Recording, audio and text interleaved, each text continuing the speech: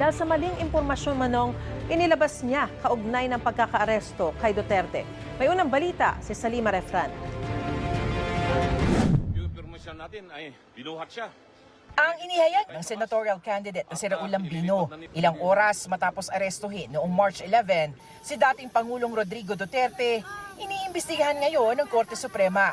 Ito, magandang balita yung ating natanggap na granted yung TRO ng Supreme Court na hindi kailangan ilabas si PRRD. Katatanggap lang namin yung advisory sa Supreme Court.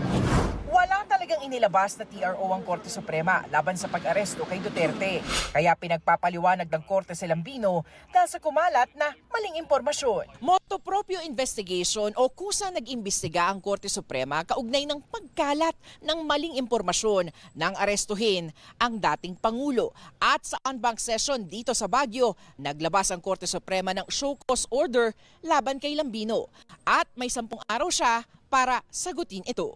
The Supreme Court en banc during its session on April 2, 2025, ordered Attorney Raul Lambino to show cause why he should not face administrative sanctions for spreading false information. Attorney Lambino falsely claimed that the Supreme Court had issued a TRO against the arrest of former President Rodrigo Roa Duterte. This misinformation caused public confusion and misled the people about the Supreme Court's actions.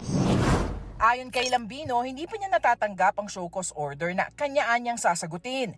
Pero ngayon pa lang, nilinaw niyang wala siyang intensyong magpakalat ng peking balita at maling impormasyon. Samantala, naghain ng kampo